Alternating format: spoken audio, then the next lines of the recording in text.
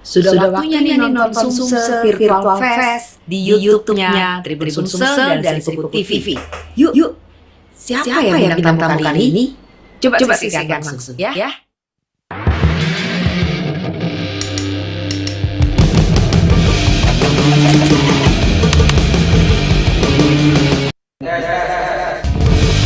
Oke, standby. 3, 2, 1. Assalamualaikum warahmatullahi wabarakatuh. Jumpa lagi bersama Tribun Sumsel dalam acara Sumsel Virtual Fest 2020.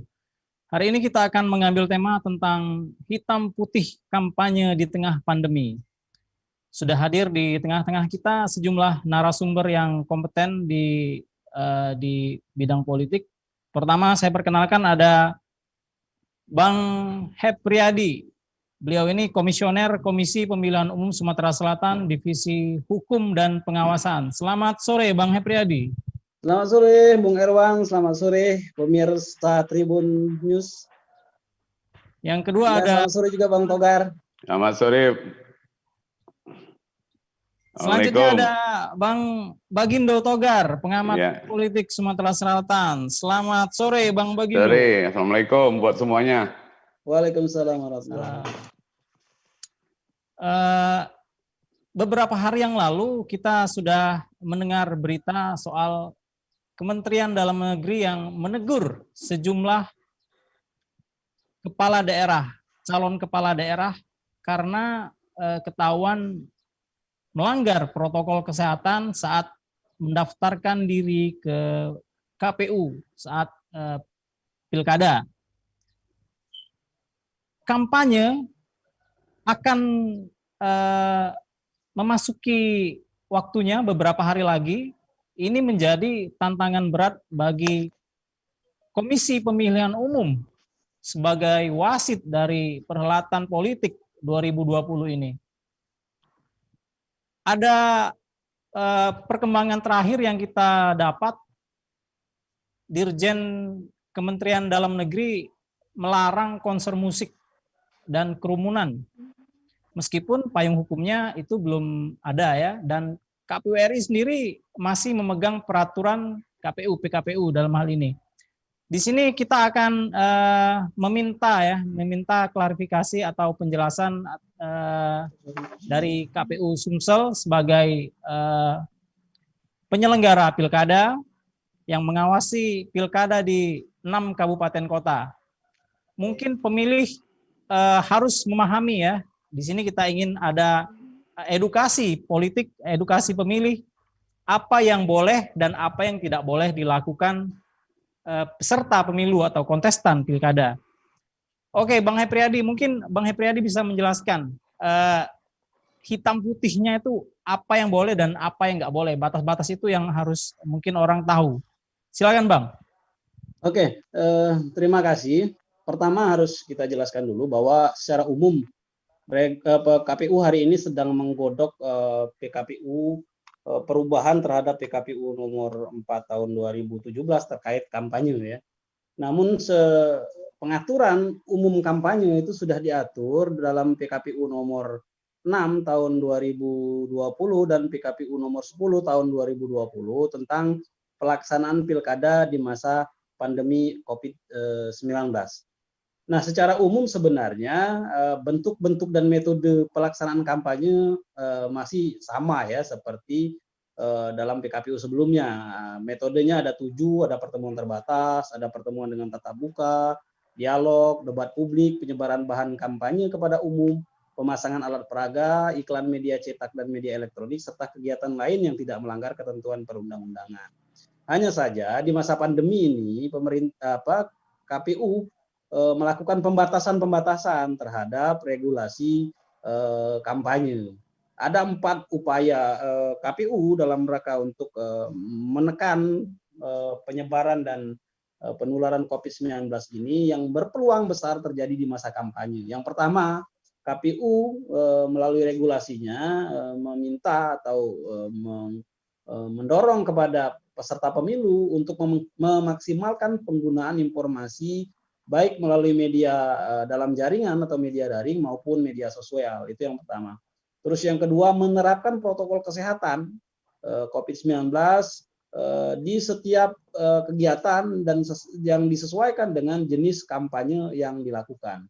Terus yang berikutnya, melakukan pembatasan jumlah peserta kampanye, dan yang berikutnya adalah sedapat mungkin dalam setiap kampanye dan sebelum menetapkan jadwal dan tahapan kampanye, KPU akan berkoordinasi dengan gugus tugas percepatan penanganan COVID-19 dan penyelenggara urusan di bidang kesehatan untuk seperti apa membuat regulasi kampanye itu aman dan tidak berpeluang terjadi penyebaran COVID-19. Sehingga kampanye yang akan kita lakukan 71 hari lamanya, mulai dari tanggal 26 September hingga 2020, tanggal 26 September hingga 5 Desember 2020, itu aman terhadap penyebaran COVID-19.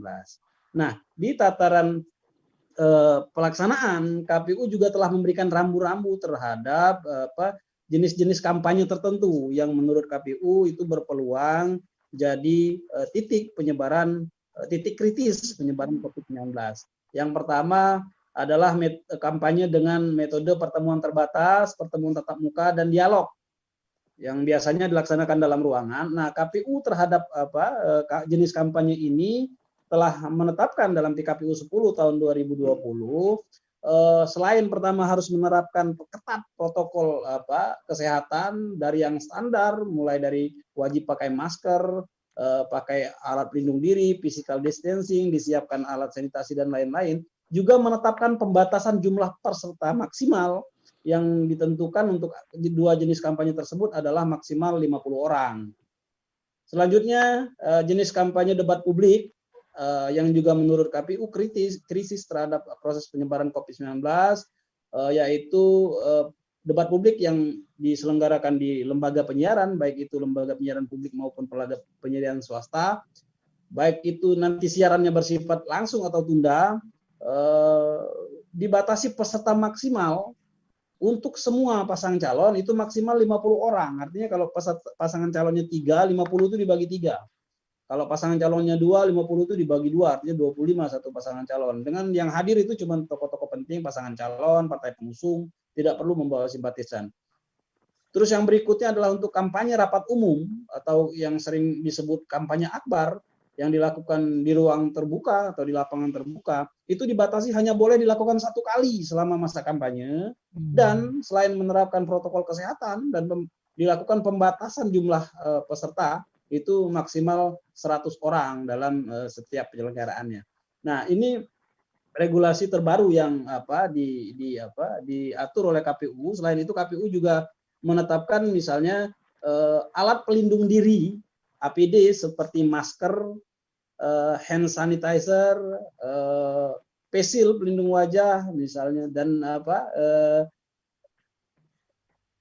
sarung tangan itu merupakan bagian dari bahan kampanye. Nah, kalau selama ini belum diatur terkait itu, di PKPU 10 itu diatur, dia merupakan bagian dari bahan kampanye yang boleh dibuat atau dicetak oleh peserta pemilihan dan boleh dijadikan alat kontak untuk disebarkan kepada pemilih.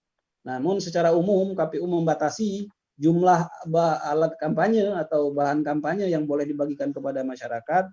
Kalau dikonversi dengan uang itu jumlahnya tidak melebihi dari Rp60.000. Ini ada peningkatan dari PKPU yang sebelumnya ditetapkan Rp25.000, namun di PKPU yang terbaru itu direncanakan batas maksimal bahan kontak itu adalah Rp60.000. Nah, ini yang menjadi ranahnya KPU ya. Jadi KPU sudah membuat regulasi dan memaksimalkan untuk regulasi ini bisa dijalankan. Kami sudah instruksikan kepada teman-teman di KPU kabupaten kota yang menyelenggarakan pilkada untuk setelah penetapan pasangan calon untuk melakukan rapat koordinasi terkait pelaksanaan kampanye tersebut. Antara lain adalah menekankan pelaksanaan protokol kesehatan.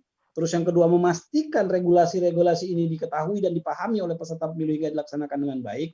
Terus yang berikutnya adalah dalam rakor tersebut harus menghadirkan pihak yang berkompeten di bidang kesehatan atau dinas kesehatan dan gugus tugas percepatan COVID-19 untuk mendapatkan masukan terkait status kabupaten, status wilayah tersebut dalam rangka kaitannya dengan pelaksanaan kampanye yang akan dilakukan. Demikian Bung Erwanto. Oke, terima kasih Bang. Sudah sangat jelas ya. Ada PKPU terbaru soal pembatasan jumlah serta kampanye. Mungkin Bang Bagindo nih, saya tanya juga nih. Bang, ini KPU sudah mengeluarkan payung hukum ya, katakanlah begitu ya. Beda dengan sebelumnya, rapat kampanye terbuka itu dibatasi 100 orang kalau tadi dibilang oleh Bang Hepriyadi. Ini kira-kira mempengaruhi nggak nih dengan partisipasi politik saat hari H-nya nanti? Karena masyarakat kita kan sudah terbiasa untuk menghadiri kampanye, melihat paslon, pidato. Yang kedua, apakah ini akan berpengaruh juga nggak dengan informasi penyampaian visi misi itu pemilih tahu nggak sih paslon-paslon ini kira-kira gimana tuh? Terima kasih, Wan. Pertama, Hepriyadi juga. Selamat sore, Assalamualaikum. Jadi begini loh, kalau dari sebelumnya kita sudah mengharap bahwa semua penyelenggara dan seluruh stakeholder pilkada itu kan muaranya kan ke tingkat partisipasi. Dari semua 7 yang khusus di Sumsel, 7 kabupaten ini rata-rata memberi angka yang menurut saya kurang atau tidak realistis karena tingginya angka partisipasi yang ditetapkan rata-rata di atas 75%. Dengan kondisi yang luar biasa sekarang, saya sebenarnya pesimis itu bisa terrealisasi. Apalagi banyaknya pembatasan-pembatasan yang tidak pernah dilakukan sebelumnya. Karena untuk mensesuaikan ke dalam situasi yang baru ini tidak mudah. Artinya apa? Dari penyelenggara ini tidak bisa, dan juga para yang terkait dengan pilkada, baik pun paslon, tim pemenangan, partai politik, kelompok-kelompok pendukung, dan simpul-simpul pendukung, itu harus ekstra kerja keras berkomunikasi dan bersepakat juga melakukan aksi-aksi yang ekstra kerja, ekstra luar biasa. Jangan lagi membuat hal-hal yang cenderung standar dan mainstream. Kalau itu masih dilakukan, maka saya sangat pesimis, bahkan di tingkat angka 65% pun saya pesimis, ataupun 60% saya pesimis tingkat partisipasi bisa terwujud. Makanya saya bilang tadi bahwa lakukanlah yang tidak biasa, karena kondisi sekarang memang tidak biasa. Jadi kalau masih pembatasan, kemudian adanya pemenuhan protokol kesehatan, kemudian membatasi pembatasan untuk jumlah yang hadir dalam mencoblos.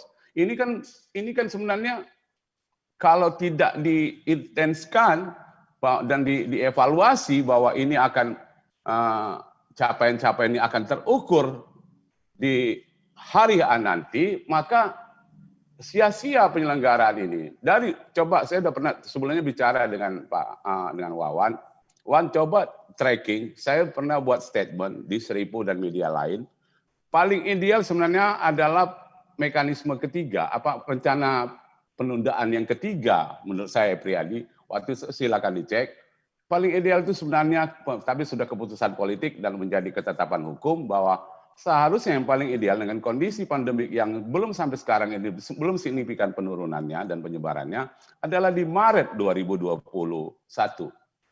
Tapi waktu itu para stakeholder yang berdialog ataupun menetapkan kesepakatan akhirnya ditetapkan di Desember, kan ini terkesan penundaan ini tanggung. Penundaan itu cakap dalam tanda kutip banci gitu penundaannya. Setengah-setengah gitu. Karena pandemik yang seperti ini kan biasanya memakan waktu 1 tahun untuk menemukan vaksin ataupun sejenis obat untuk itu supaya ada rasa aman ketika dan tidak resikonya rendah ketika ini harus diselenggarakan. Karena apapun ceritanya, pilkada adalah keniscayaan, adalah keharusan karena tuntutan undang-undang untuk memilih pemimpin ataupun periodisasi suatu pemerintahan secara legal yang memang tuntutan undang-undang. Itu tidak bisa tidak bisa dihindari.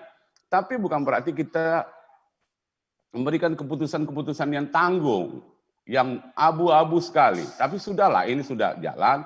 Sekarang para penyelenggara khususnya harus memang Priyadi dan kawan-kawan mulai sampai tingkat PPS nanti ya, di tingkat terbawah itu harus ekstra kerja keras. Kalau masih berbiasa-biasa saja, saya khawatir tingkat partisipasi ini akan di bawah seperti yang kalian tentukan. Ada yang mengatakan 77%. Saya sangat pesimis itu.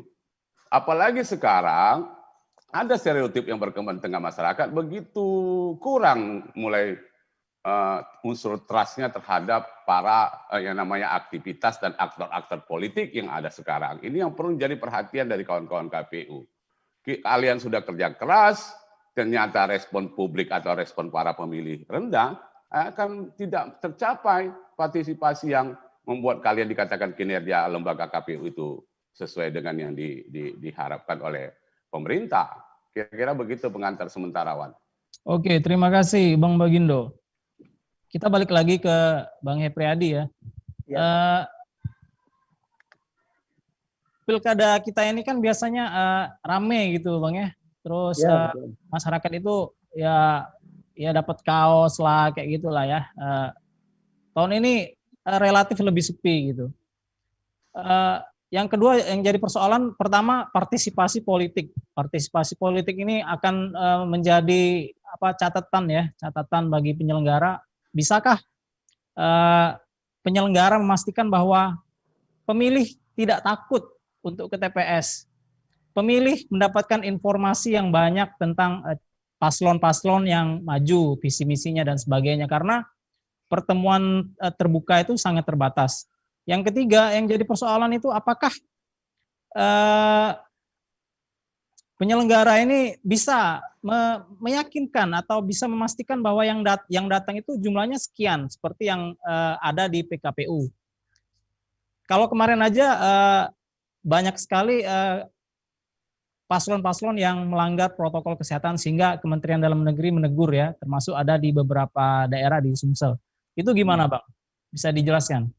Ya, pertama gini, memang kalau kita lihat perhatikan secara jujur seperti apa pembahasan PKPU kampanye ini kan hati KPU kan terbelah pada saat pembahasan kampanye. Yang pertama di satu sisi KPU ingin kampanye ini berjalan dengan sebaik-baiknya, tidak ada hak-hak peserta pemilih yang dikurangi. Peserta pemilu yang dikurangi. Jadi interaksi antara pasangan calon dengan masyarakat, dengan basis pemilihnya itu akan diberikan ruang seluas-luasnya. Namun di sisi lain bahwa karena pilkada ini tidak normal, KPU juga harus berpikir tentang seperti apa menjamin pemilihan ini dapat berlangsung dengan aman, sehat, dan terhindar dari proses penyebaran COVID-19. Artinya rakyat selamat, pilkadanya berjalan baik, dan terutama pemilih. Upaya KPU sedari awal dalam menekan penyebaran COVID-19 ini sudah sangat serius ya. Terbukti dengan 2 tahapan yang sudah kita jalankan dan itu melibatkan seluruh pemilih, melibatkan banyak petugas. Namun itu masih sifatnya internal di tubuh KPU. Itu aman saja, misalnya verifikasi faktual pasangan perseorangan dan pencocokan penelitian sebagai bagian dari proses pemutahiran data pilih. Di situ aman-aman saja. Nah, begitu masuk wilayah pendaftaran pasangan calon, karena memang di situ ada kepentingan pasangan calon yang memang tidak bisa kita hindarkan, KPU telah melakukan pembatasan jumlah pihak yang hadir, melakukan protokol kesehatan di area penerimaan pendaftaran dan lain-lain. Sejauh ini di arealnya KPU semua aman-aman saja. Namun ternyata pasangan calon membawa arak-arakan dan lain-lain yang posisinya itu berada di luar areal KPU, dan ini memang bukan menjadi ranahnya KPU untuk melakukan penindakan karena arakan-arakan itu terjadi di jalan, di luar protokol kesehatan, di luar jangkauan yang sudah ditentukan oleh KPU. Nah, meskipun kita terus menghimbau kepada pasangan calon untuk tidak mengabaikan protokol kesehatan karena menyangkut kesehatan dan keselamatan orang banyak. Itu posisi yang pertama terkait bagaimana KPU dalam menyikapi pandemi COVID-19 ini. Nah, di sisi lain ada juga beban KPU terkait dengan partisipasi pemilih. Saya sangat sangat sepakat dan tidak bisa dielakkan tadi yang disampaikan oleh Bang Togar bahwa pilkada ini dilakukan di masa yang luar biasa hingga sebenarnya seharusnya upaya yang kita lakukan juga luar biasa.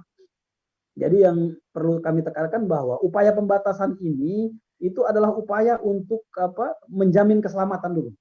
Untuk menjamin keselamatan itu yang jadi prioritas utama. Nah, selanjutnya seperti apa terhadap partisipasi pemilih. Kita paham bahwa ini adalah bagian dari resiko yang sangat sangat dominan hari ini karena pilkada di masa pandemi ini setidaknya punya 4 resiko. Resiko yang pertama adalah resiko penularan atau risiko kesehatan, penularan COVID-19. Yang berikutnya adalah risiko anggaran, akan ada penambahan anggaran dan lain-lain. Yang ketiga adalah risiko partisipasi. Ini juga menjadi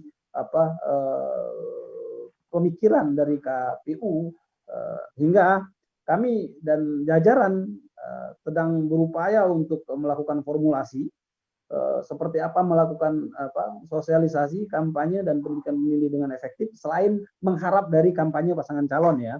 Karena partisipasi pemilih itu selain juga muncul dari kampanye pasangan calon, juga bisa dari kampanyenya sosialisasinya KPU atau bisa jadi dari himbauan-himbauan pihak-pihak yang berkepentingan seperti akademisi, seperti tokoh-tokoh masyarakat dan lain-lain. Nah, kami sedang coba untuk memformulasikan proses ini ya. Kalau di sisi kampanye ya kita tidak harus melakukan pembatasan karena ini penting untuk keselamatan. Itu yang akan kita lakukan. Berbagai upaya nanti akan kita coba, kita akan panggil berbagai pihak untuk memformulasikan seperti apa upaya mendorong peningkatan partisipasi pemilih. Nah, hal lain yang juga menjadi penting untuk kita sampaikan kepada masyarakat sebagai upaya untuk meningkatkan partisipasi pemilih adalah tadi yang pertanyaan Erwan terakhir, bagaimana menjamin bahwa pilkada ini pilkada yang sehat, pilkada ini pilkada yang aman. Nah, KPU telah melakukan 2 kali uji simulasi pungut hitung untuk menentukan di hari H seperti apa proses berjalannya pungut hitung hingga proses pungut hitung itu aman. Nah, ini nanti yang akan kita sampaikan kepada masyarakat sebagai sebuah jaminan bahwa pilkada ini adalah pilkada yang aman, terutama di hari H pencoblosan. Tidaknya ada beberapa hal yang baru.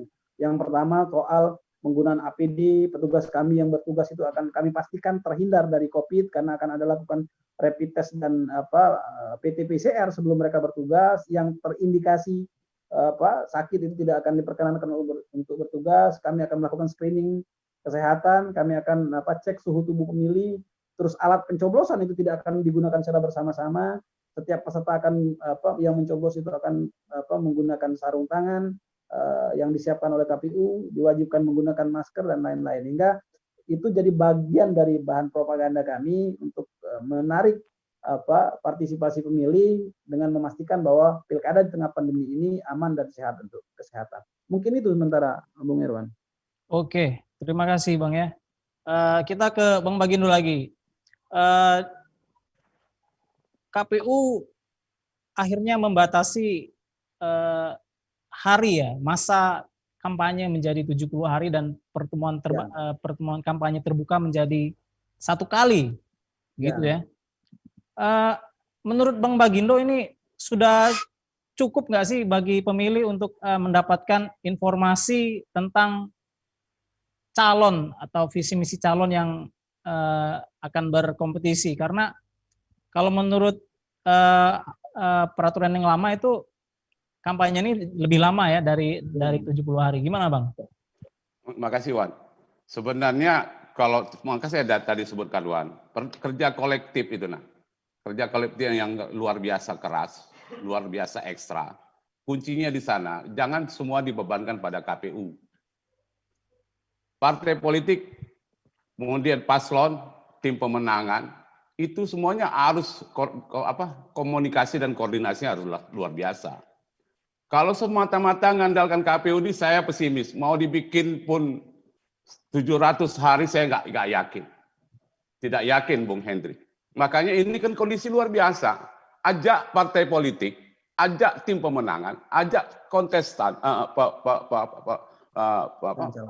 para calon, dan simpul-simpul masyarakat lainnya, bahkan di tingkat walaupun pemerintahan diharapkan independen, sampai ke tingkat RT RW itu didorong. Karena ini kita harus kerja besar, harus kerja keras untuk menjalankan ini. Kalau cuman KPU dan Bawaslu saya pesimis, terus terang. Walaupun dikasih mau berapa ratus hari sekalipun. Dan kemudian pola-pola kampanyenya. Kemudian teknik-teknik untuk melakukan komunikasi politik ke para konstituen ini harus diberikan pembekalan. Bagaimana yang efektif bisa diterima rakyat, dan rakyat punya kesadaran bahwa dia seperti dalam kita geser lah yang harusnya hak seperti wajib melakukan hak pilih. Kira-kira bagaimana nanti kita bikin di KPU mengkreatnya supaya masyarakat bahwa ini tidak ada ketakutan dan menganggap bahwa pilkada ini ada suasana ataupun kondisi yang dijamin relatif aman untuk ketika mereka melaksanakan hak pilih. Ini yang harus kerja keras. Berpikir jangan KPU sendiri jangan semata-mata berpikir teknis, tapi bagaimana unsur psikologis masyarakat. Nah, partai politik ini kita kadang-kadang partai politik ini nganggap begitu dia mengeluarkan rekomendasi dan maaf juga ketika sudah menerima opeti nganggap tugasnya terhadap para paslon selesai. Bahkan tidak. Akhirnya si calon kerja keras untuk memasarkan dirinya, KPU juga memasarkan event ini. Partai politik ya ongkang-ongkang, tinggal nanti melihat hasil. Nah, dan partisipasi yang kita harapkan nggak seperti yang ditetapkan oleh penyelenggara. Makanya saya bilang tadi, apalagi coba diurai dan diidentifikasi masalah mitigasi resikonya. Mitigasi resiko ini perlu kajian-kajian yang lebih melibatkan para ahli sehingga resiko dalam pelaksanaan pilkada tadi dalam bahasa sederhananya jinak dan terkendali. Ini yang perlu dibangun bahwa mitigasi resiko untuk pilkada itu relatif bisa dilakukan oleh penyelenggara dan para pihak terlibat. Saya nggak percaya kalau cuma KPU yang kita harapkan, saya yakin ini tingkat partisipasi rendah. Tapi tolong KPUD, walaupun ini kadang-kadang di luar tugas lembaga Anda, ajak itu partai politik. Akan mereka punya perangkat, instrumen sampai tingkat desa. Juga tim pemenangan, para calon dan tim pemenangannya. Ajak mereka, Pak, supaya beban Anda sebagai penyelenggara ini tidak sepenuhnya dipanggul secara berat oleh KPUD sendiri. Kalau tidak, saya Priyadi minta maaf, saya pesimis. Di tingkat 60% aja saya pesimis. Sayang toh, biaya dikeluarkan, KPU sudah luar biasa serius bagaimana membangun ini. Dan tadi sudah ada harusnya keputusan yang paling layak harusnya kita ambil di bulan Maret, ini kita percepat penundaannya menjadi Desember dengan segala konsekuensi ini. Nah, sayang kalau partai politik ini cuma dalam tanda kutip lagi-lagi kalau ongkang-ongkang aja, cuma ingin terima hasil daripada output daripada pilkada tanggal 9 Desember nanti. Kira-kira begitu loh, Bang Wan. Oke, makasih Bang. Kita ke Bang Hepriyadi dulu ya nih. Ini soal ada keputusan, bukan keputusan ya, statement dari Kementerian Dalam Negeri yang melarang konser, Bang. Ini gimana nih Bang? Konser ini katanya akan dilarang di pilkada. Berarti apakah bagaimana bentuk pertemuan terbuka nanti kalau konser dilarang kan? Biasanya ada di kampanye terbuka yang satu kali itu ada konser itu. Gimana Bang Hepriyadi ini? Apakah KPU akan tetap mengakomodir?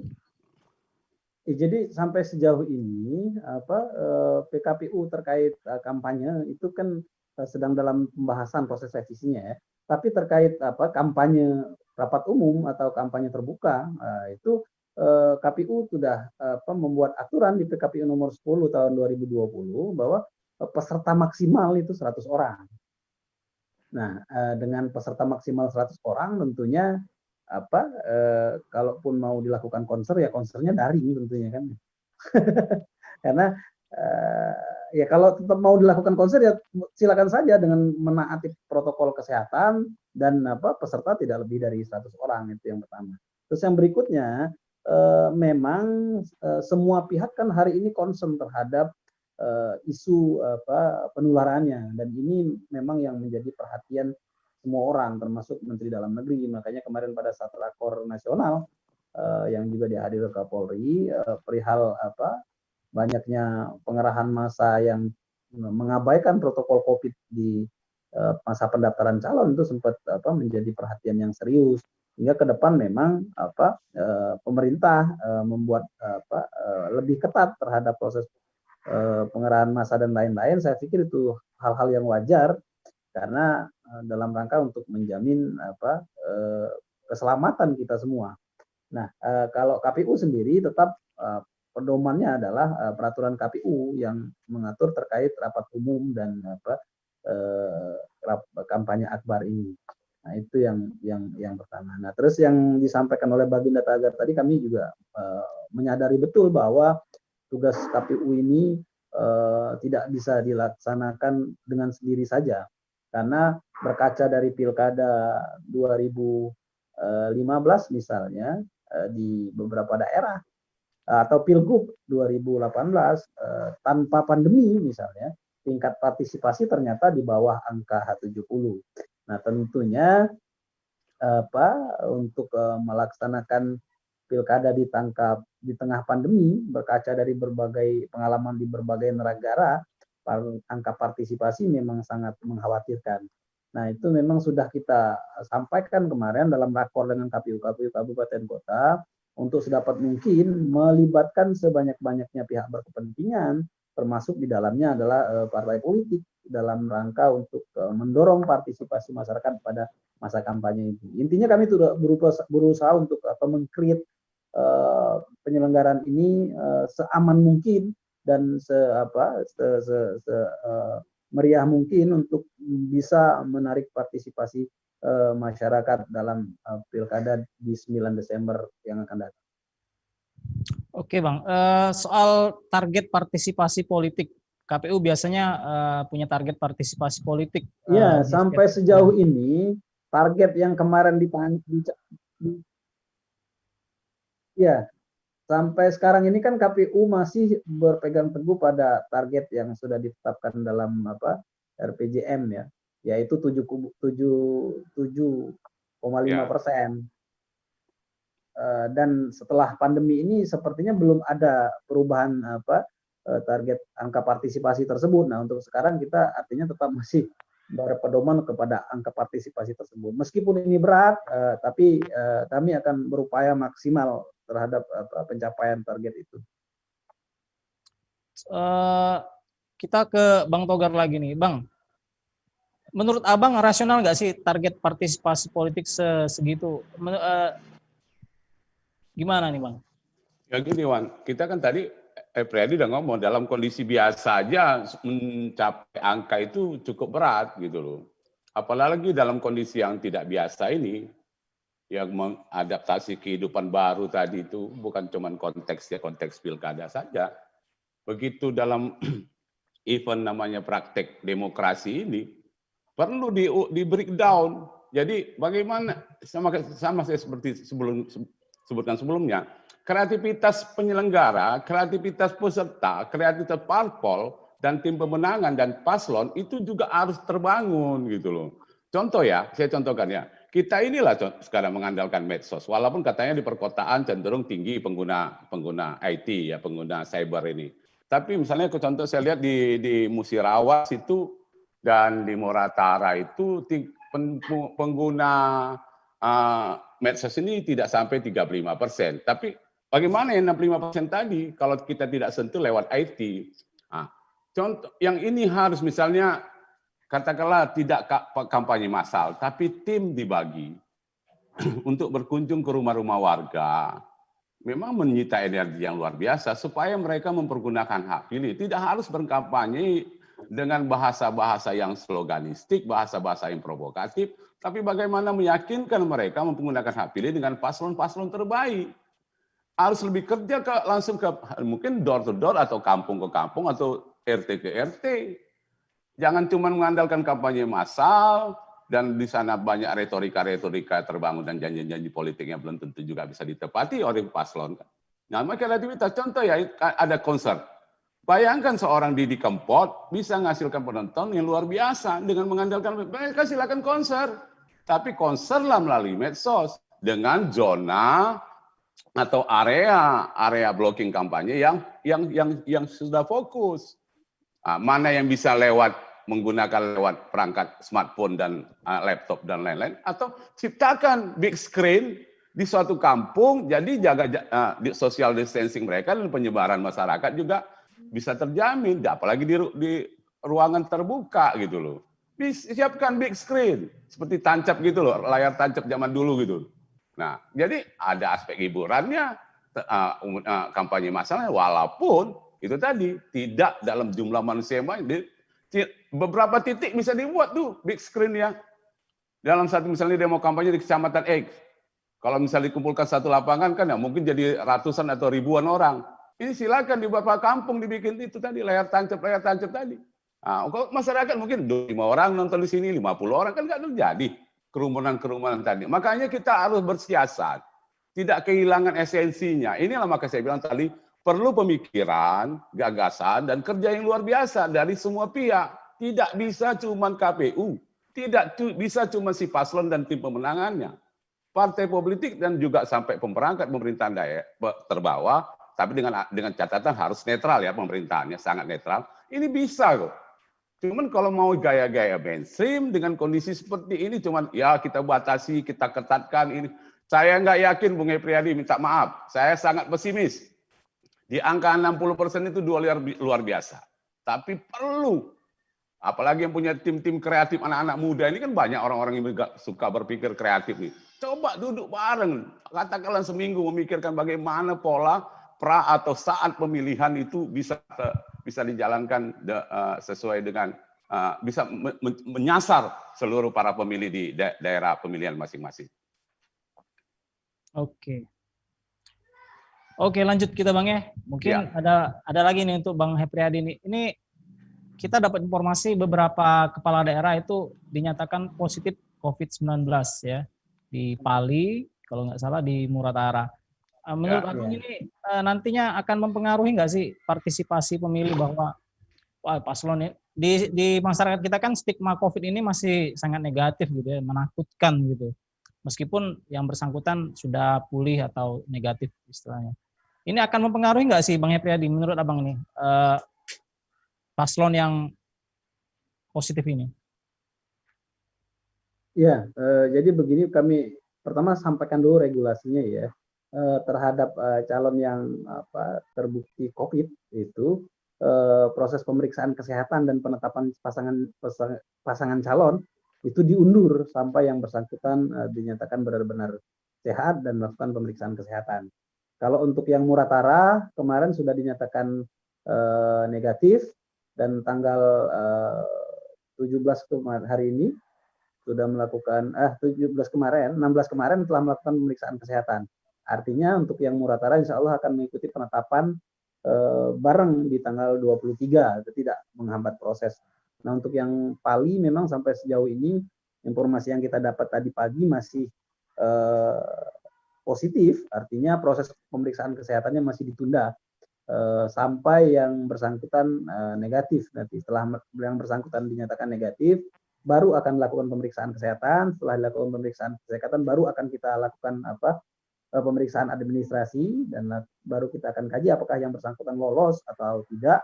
Kalau ternyata dinyatakan lolos, akan ditetapkan sesuai dengan tanggal kapan yang bersangkutan itu dinyatakan sehat. Hingga kemungkinan untuk calon yang positif di Pali, kalau yang Muratara udah selesai, penetapannya akan bareng di tanggal 23 yang akan datang. Tapi untuk yang di Pali kita masih menunggu konfirmasi kapan sehatnya. Kalaupun toh ternyata nanti dia ditetapkan di luar tanggal 23, artinya konsekuensinya akan berkurang jatah kampanyenya, hari kampanyenya berkurang. Hari kampanyenya akan berkurang, ya sedikit banyak tentu itu akan berpengaruh juga terhadap partisipasi ya. Nah, namun kita berharap kan kalau ini kan cuma berkurang hari kampanyenya ya, tapi kualitas kampanyenya kan tentunya calon tersebut bisa mengikuti. Nah, saya sepakat dengan Bang Togar, tentunya kampanye di masa pandemi dengan pembatasan-pembatasan yang dilakukan oleh KPU sebenarnya tersirat KPU ingin mendorong proses kampanye itu lebih dimaksimalkan pada sisi-sisi lain ketimbang mengumpulkan orang dalam bentuk kerumunan-kerumunan dalam jumlah yang besar. Misalnya bagaimana KPU memaksimalkan mendorong untuk mengoptimalkan kampanye melalui media berjaringan. Dalam tanda kutip ini juga bisa diterjemahkan untuk daerah-daerah yang tidak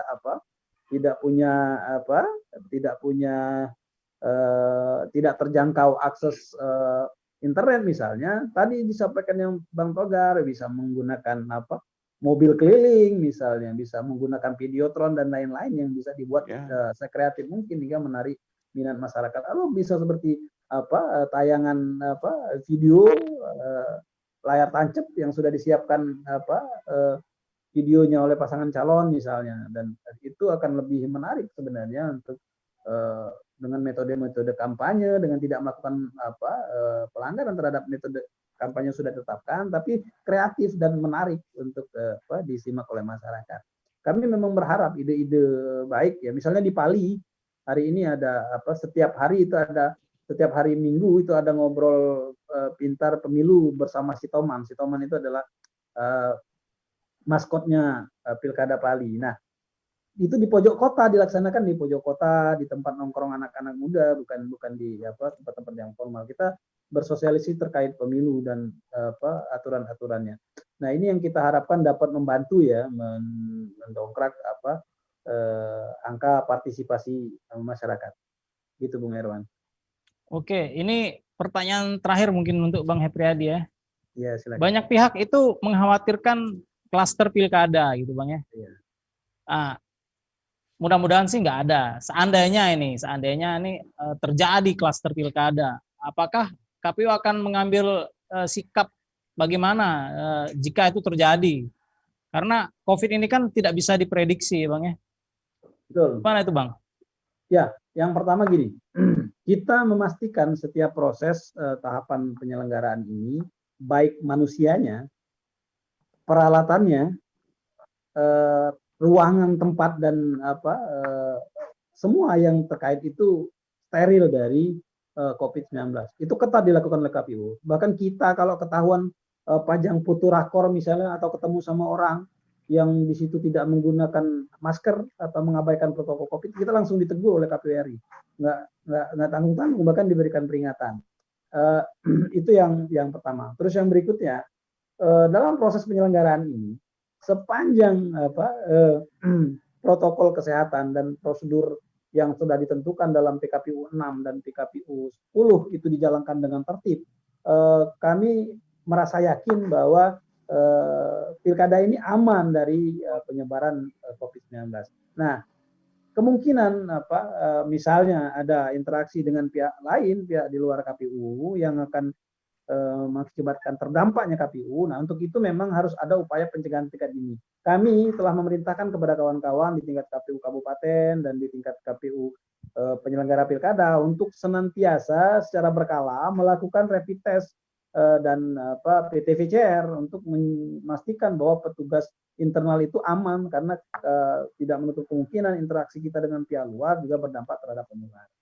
Nah, perlu diketahui bahwa penyelenggaraan pilkada ini kan ditentukan melalui undang-undang. Jadi kita menjalankan pilkada ini dasarnya itu adalah undang-undang nomor 6 tahun 2020 terkait penyelenggaraan pilkada ini sebagai perubahan dari undang-undang nomor 1 tahun 2015. Tentunya kita tidak bisa mengambil inisiatif bahwa misalnya begitu terpapar kita hentikan. Tidak, ini harus ada pembicaraan yang di tingkat tripartit, seperti bagaimana dulu proses penundaan dilakukan di Februari. Itu harus ada pembicaraan antara DPR, KPU dan pemerintah. Begitu juga jika terjadi penularan yang masif, nauzubillah, semoga itu tidak terjadi. Di dalam pilkada ini tentunya harus ada sikap dari negara melalui 3 lembaga tersebut untuk menentukan proses pelaksanaan selanjutnya seperti apa. Itu Bung Erwan. Oke, terima kasih Bang Hepriyadi. Ini untuk Bang Bagindo nih, Bang. Abang melihat bagaimana sih peran partai politik sejauh ini dalam membantu penyelenggara lah? Karena kontestan pilkada ini yang lebih banyak kayaknya partai politik ya. Gimana peran parpol dalam mengedukasi pemilih kita nih, Bang Bagindo, silakan. Terima kasih, Wan. Kalau soal edukasi ini sudah terbukti Apalagi fungsi partai politik kan di samping edukasi, ada kaderisasi, kemudian satu lagi ya namanya proses rekrutmen kan gitu. Politik rekrutmen atau seleksi politik. Nah, saya lihat kalau di tataran normatif ada peran dari partai, peran ataupun kewajiban-kewajiban organisasi yang dilakukan oleh parpol. Ada secara tataran normatif. Tapi dalam konteks pilkada saya melihat seperti itu. Rata-rata mereka melihat proses penjaringan dan meloloskan dan memberikan dukungan politik. Selanjutnya ya itu tadi seperti kata Bung Epriadi, mulai untuk kalau ada kampanye-kampanye massal itu lewat atribut-atribut kelihatan muncul peran-peran partai politik. Tapi apakah sampai ke tingkat sosialisasi yang ini kan temanya pilkada, apakah sampai di partai politik mampu enggak? Saya masih pesimis, saya masih ragu partai politik mampu mengemban tugas itu. Karena rata-rata kadar-kadar di tingkat bawah itu cenderung mereka berkumpul secara homogen. Tidak terbiasa kelompok-kelompok partai politik tingkat bawah itu melakukan interaksi antar partai politik, antar lembaga partai politik, antar masyarakat. Mereka cenderung homogen. Mereka kadang-kadang, contoh ya, kalau kita di tatanan provinsi ini, contoh partai-partai politik itu ya ramainya di saat pilkada dan di kantor mereka saja. Mereka jarang sekali melakukan komunikasi politik antar parpol dengan masyarakat gitu. Maka saya katakan tadi dari awal-awal ke pertengahan acara saya selalu menekankan peran parpol. Sebab apa gunanya mereka punya struktur organisasi paling tingkat ke bawah, tapi itu cuma ada di atas kertas, ada cuma sekedar SK pengurus tingkat lurah, tingkat desa. Ternyata ketika terjadi kampanye seperti itu tidak masif, tidak maksimal, tidak optimal gerakan-gerakan sosialisasi terhadap event pilkada dan si calon yang akan mereka menangkan nanti gitu loh. Makanya saya ragu kalau untuk partai politik ini sampai sekarang saya tidak melihat banyak contoh di daerah-daerah itu, di desa-desa dan di kecamatan itu tinggal pelang nama itu partai politik, tinggal pelang nama. Orangnya sendiri nggak tahu tuh di mana, kapan kumpulnya mereka, paling kumpul nanti ada rapat, misalnya Komperda atau Musda ke kota, ibu kota, kabupaten kota, atau ke provinsi atau nasional, itu saja. Mana kerja sosial politik mereka nggak kelihatan. Kerja sosial politik, investasi sosial mereka rendah saya lihat di tengah tataran publik. Nah, kalau ini sudah menjadi tradisi partai politik selama ini berjalan, sebenarnya tugas KPU tidak terlalu berat. Tapi ini kan sudah kita mengalami pandemik, suasana pandemik, kerja investasi sosial selama ini tidak berjalan maksimal oleh parpol, maka ini satu-satunya jalan keluar adalah kita punya kesadaran kolektif, berpikir kolektif, dan bekerja kolektif secara ekstra kerja keras. Tidak ada jalan lain. Tidak ada jalan lain. Kalau berharap kita bahwa ini pilkada ini tuntutan undang-undang yang harus kita jalankan dan memang penting untuk masyarakat, paling tidak untuk siklus pemerintahan yang secara periodik, kemudian bahwa pilkada memang ada kaitannya untuk peningkatan masyarakat, peningkatan kesejahteraan masyarakat. Ini opini dan persepsi ini harus dibangun, Wan. Kalau enggak saya pesimis, saya masih tetap pesimis, makanya dorong Epriadi. Komunikasilah intensif, walaupun kadang-kadang itu bukan ranah kalian untuk berkomunikasi lebih melebar dengan partai politik, tapi mau tak mau loh Epriadi dengan para kontestan juga mungkin KPU lah jadi triggernya yang lebih aktif ketimbang yang lain gitu loh, untuk merangsang mereka bahwa ini kerja kita, kerja bareng yang harus kita laksanakan juga dengan sama-sama kerasnya gitu. Kalau enggak, dan kemudian ini yang perlu saya sampaikan juga, masalah membangun imunitas diri para penyelenggara. Imunitas diri saya sudah sebutkan juga waktu bicara dengan Junaidi Bawaslu. Jangan lupa meningkatkan imunitas diri. Kalau sampai apapun dengan protokol kesehatan yang ketat ini, kalau imunitas diri kita rendah ya sia-sia. Sebab kalau imunitas itu kuncinya 60%. Yang pengaruhnya. Yang sisa itu adalah protokol, vitamin dan segala macam itu menambahi, kemudian social distancing dan lain itu menambahi. Tapi imunitas penyelenggara sampai tingkat terbawah, sampai tingkat PPS. Jangan lupa itu dia cukup tidur, cukup makan, cukup minum, itu paling penting. dalam tempo seminggu menjelang pilkada itu tolong diperhatikan anggotanya Pak Epriadi sana. Mereka jangan sampai kurang tidur. Begitu mereka kurang tidur, makan tidak benar, minum kurang, alamat. Alamat kita nggak berharap ya, tapi itu yang sangat rentan begitu pintu masuk virus untuk menyebar. Nah, itu ini aspek agak sedikit yang saya pahami tentang itu kan. Nah, terima kasih Bang, masukannya Bang.